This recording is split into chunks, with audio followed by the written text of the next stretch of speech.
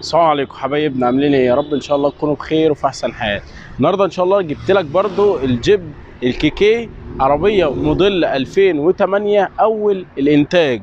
العربيه دي لون اسود، ولكن عربيه فابريكا بالكامل بره وجوه، ما فيهاش غير اكسدامين فقط، اكسدام امامي واكسدام خلفي. باقي العربيه فابريكا بالكامل.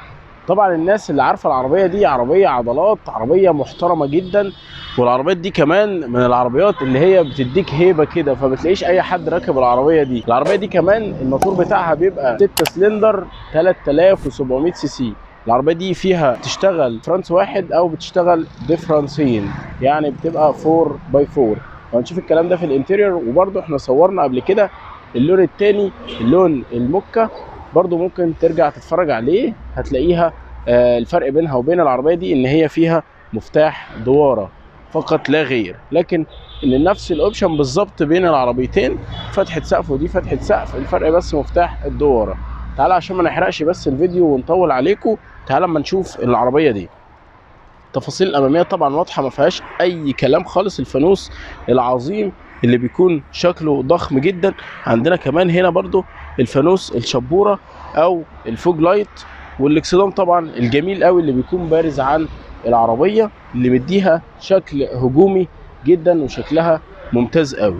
فضلا وليس امرا بقى، دعم حضرتك بلايك جميل من ايديك الحلوه عشان تخلينا نستمر ان احنا نجيب لك عربيات كويسه واسعار محترمه. برضو العربيه دي كمان بالمناسبه سعرها 765 الف جنيه. العربيه دي كمان فيها نمر قاهره سنه واحده فقط. طبعا زي ما انت شايف العربيه ما شاء الله ممتازه جدا، بعض التكاليح البسيطه قوي، ودي طبعا هنشوفها مع بعض واحنا ربنا يكرم ونطول سقف العربيه. يلا بينا. طيب تعالى اما نشوف بقى باقي تفاصيل العربيه من الجنب بتاعها. هناك طبعا كانت الاوكر النيكل، ولكن هنا اوكر عاديه مش نيكل، من لون البلاك او كمان من خامه البلاستيك بدون رش، لانها مش نفس لون العربيه، تحسها الخامه البلاستيك العاديه جدا دي.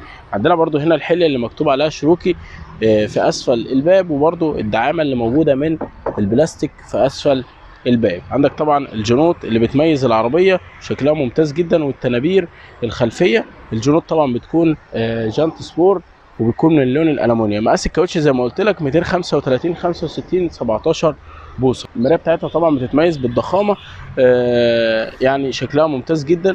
هناك كانت معمول عليها حليه من النيكل كروم، ولكن هنا جايه باللون الطبيعي. العربيه دي الفرش بتاعها جميل قوي من الداخل، هتلاقيها متروق عليها. هنبص على الكلام ده كله مع بعض.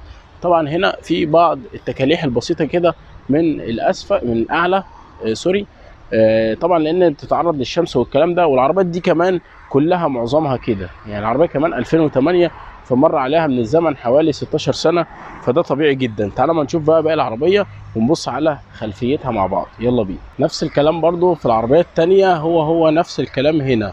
برضو الشنطه هنا بتتقسم لجزئين، ان انت بتقدر تفتح الزجاج ده لوحده، وتقدر تفتح الشنطه بالكامل زي ما احنا هنشوف دلوقتي مع بعض. تمام. طبعا هنا الفرش والانتيريور بتاع العربيه ممتاز جدا. عندنا هنا كمان فيها كسوه كده شكلها ممتاز، وهنا الدرج اللي بيكون محطوط فيه الاسعافات والكلام ده، وعلبه مناديل ملهاش اي 30 لازمه، والقمع والفيست بتاع الترخيص والحاجات دي. تقريبا لسه العربيه مرخصه. العربيه كمان 6 ايرباج. بالنسبه لعوامل الامان بتاعتها اي بي اس اي بي دي، الحاجات دي كلها طبعا تقليديه جدا، وموجود فيها بعض العوامل الامان اللي بتكون ستاندر في العربيات كلها. عندك كمان هنا برضو في سنسور بارك خلفي، والعربيه طبعا رشه الاكسدامين زي ما قلت لك، ولكن فيهم بعض التجاريح البسيطه. والشنطه طبعا مساحتها محترمه قوي، مفيش شيف في التحميل زي ما قلنا قبل كده في العربيه الثانيه. مش عايز برضو ان انا اقول لك في العربيه الثانيه وانت، لان معظم الناس ما شافتش العربيه اللي قبل كده. عندك كمان هنا في كاميرا خلفيه. الموتور بتاعها زي ما قلت لك 6 سلندر 3700 سي سي. كمان العربيه 4 باي 4 ليميتد دي معناها ان هي اعلى فئه. تعالى بقى امشي لك الكاميرا على سقف العربيه ونشوف الانتيريور بتاعها عامل ايه، لان طبعا الانتيريور بتاعها ممتاز جدا، والفرش بتاعها سوفت، والخامات بتاعته محترمه جدا. ونشوف بقى الفتيس بتاع ال 4 باي 4، ونشوف الاثنين ديفرانس، ونشوف الحاجات دي كلها مع بعض. يلا بينا. طبعا زي ما انت شايف معايا سقف العربيه، يعني دي تقريبا اكبر او افضل زاويه قادر ان انا اصور لك بيها. طبعا عندك فتحه سقف زي ما حضرتك شايف. بعض التكاليح البسيطه في سقف العربيه. عندنا برضو هنا الانتيريور بتاع العربيه هنشوفه مع بعض. هنا طبعا بالنسبه للانتيريور بتاع العربيه زي ما حضرتك شايف معايا، الفرش من اللون ممتاز جدا، وتداخل الالوان هنا وتنسيقها مدي شكل مختلف للعربيه. تعال اما نشوف هنا كمان الكنبه الخلفيه ما شاء الله، اللون بتاعها برضو فيه تنسيق جدا وشكله ممتاز قوي. كمان في عندك مساند للراس هنا، الفرش من القماش ولكن ممتاز جدا. كمان عندك هنا في مكان لاتنين كاب هولدر، لكن نفق الفتيس هنا طبعا عالي في العربيه دي، وممكن انت تكون مستغرب، لكن الناس اللي راكبه العربيه وعارفه التفاصيل بتاعتها والعربيه بتتكون من ايه بالظبط هيكون عادي بالنسبه له. ليه بقى؟ اقول لك يا سيدي، عشان خاطر العربيه دي بيكون فيها شافت واصل بين الموتور وبين الديفرنس الخلفي. تعالى بقى اما نشوف التفاصيل في الصالون من الامام، يلا بينا. طبعا عندك هنا الباب زي ما شفت معايا من شويه، وبيختلف بس في زراير التحكم والسنتر لوك. طبعا هنا عندك المرايه فيها ضبط كهرباء.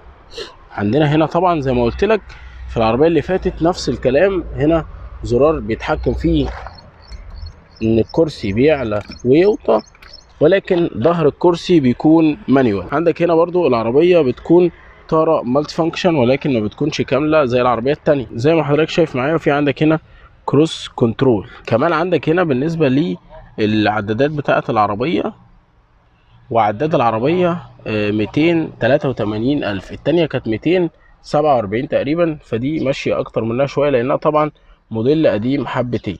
عندك كمان الشاشه هنا بتاعه العربيه هنشوفها دلوقتي مع بعض. طبعا شاشه محترمه قوي 10 بوصه تقريبا. عندك طبعا التكييف بتاع العربيه، والعربيه هنا فيها زرار فصل الحساسات والاي اس بي. وعندك كمان العربيه هنا فيها طبعا نفس الفتيس او التحكم في الديفرنس بتاع العربيه، تقدر تشغلها 4x4 او 2 فقط. وطبعا الفتيس بتاع العربيه. وعندك هنا مكان الكاب هولدر. عندنا هنا برضو فتحة السقف بتاعة العربية زي ما حضرتك شايف، وهنا الشماسة وبيكون فيها مراية. وهنا طبعا العربية عندك فيها ايرباجات جانبية وايرباج للسائق، وعندك هنا كمان في ايرباجات في الستاير. وبكده طبعا نكون انتهينا من الحلقة بتاعت النهاردة. كان معكم اخوكم محمد عثمان، والسلام عليكم ورحمة الله وبركاته.